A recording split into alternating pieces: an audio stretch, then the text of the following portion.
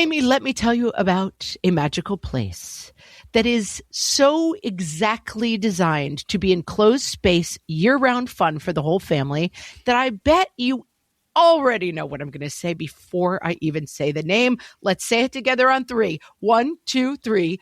Great Wolf Lodge. You got it, Amy. My kids loved Great Wolf Lodge when we went. You probably already know that it has a huge indoor water park with a wave pool, lazy river, a bunch of massive water slides. But then your pack can hit the other attractions because wait, there's more. Great Wolf Lodge has adventure-packed attractions like Magi Quest, a live-action game kids can play throughout the lodge, plus the Northern Lights Arcade. Spent some quality time there, so your kid who loves the lazy river and your kid who loves fantasy games will both have a great time. Great Wolf Lodge also offers great dining options and complimentary daily events like nightly dance parties, all under one roof. Unpack the car once and you're settled in to have fun. And with 22 lodges across the country, you're always a short drive away from adventure. We've both had such great times at Great Wolf Lodge, so bring your pack together at a lodge near you. Learn more at greatwolf.com and strengthen the pack.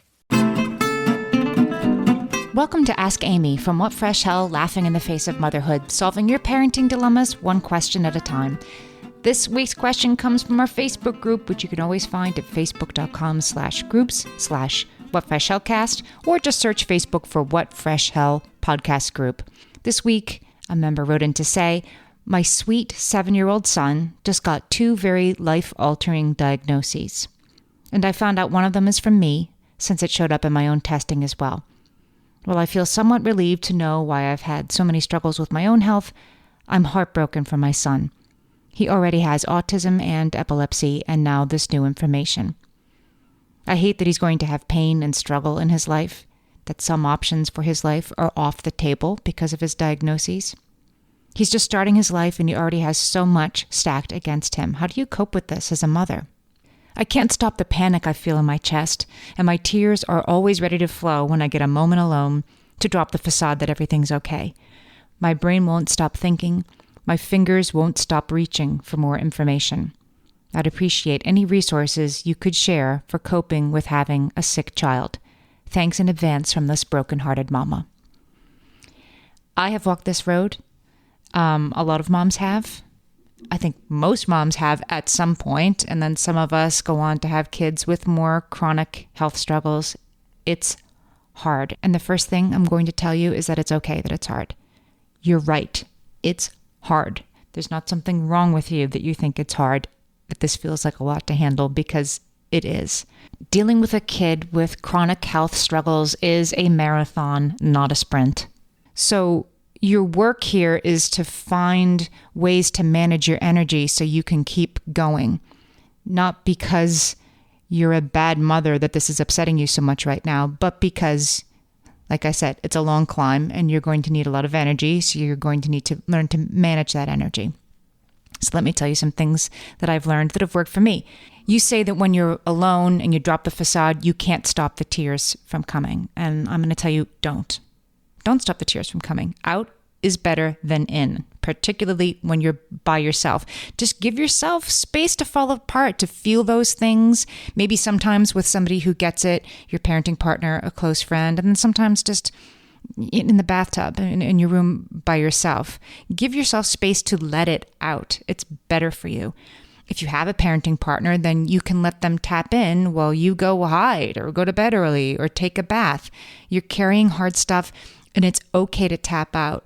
And it's not always the case, but it might be the case that you're carrying so much of this maternal worry, it's really consuming you, that you might have a parenting partner who's saying, well, let's look on the bright side. Well, I think it's going to be okay. And that stance is good.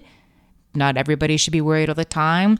Maybe it's good to have somebody who can look on the bright side, but it probably means you're doing more of the worrying, so you get to tap out. That's what I'm trying to tell you. The panic in your chest that you say you can't stop, there are some things you can do about that. You also say, my fingers won't stop reaching for more information. If you're a regular listener, you might have heard last week's episode, Is There Just Too Much Information? Where we said, yes, often, kind of. We talked about information overload, which is what kicks in when the amount of information somebody takes in overwhelms the amount of capacity they have to process it. Some information is good, but there's a tipping point we talked about in the episode that's different for each person, where a good amount of information becomes a bad amount of information. And when you become overwhelmed, it starts to affect you negatively. Your mileage may vary. You might be somebody who can read about your child's conditions for a couple of hours before you start to feel overwhelmed. You might be somebody who feels overwhelmed every time they do a Google search. Wherever you are, recognize that in yourself, because your emotional strength and health is a very important part of your child's healthy future. Listen to that episode for more thoughts and tips on that part of it in particular. Figure out what it is about that information searching that might be making things worse and not better, and figure out how you can control that. Think about your real life support. Who are the people around you who can help? It's not always the people you expect. Sometimes your closest friends can be not very helpful about something that's sort of chronic and difficult, and sometimes somebody you barely know really shows up for you in a new way. I have found that meeting other parents whose kids have these specific struggles can be incredibly helpful. And when I say meeting, sometimes it's an online chat. Sometimes it's emails. Sometimes it's a phone call. It doesn't have to be a weekend seminar. It can just be 20 minutes of somebody who understands exactly what your kid is going through, whose kid also has the same condition. You don't have to start from the beginning. It isn't going to freak them out what you have to share. They just get it. Those relationships are so useful and will probably be part of what you can use to build a more healthy long-term response for yourself.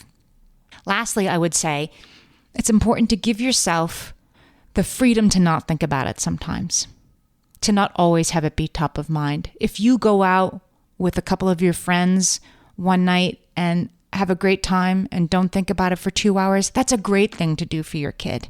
That's not you being a bad mother. That's you being a great mother. That's you refilling your cup so that you have more to give to this child, to your partner, to your other children if you have them, to your career, to the world that you live in, so that you can show up being the person that you need to be. Being upset all the time won't make your child feel better faster. So remember that and give yourself hours and afternoons and whole days where this isn't top of mind. That might feel impossible now, but I promise you those days will come. And we're rooting for you.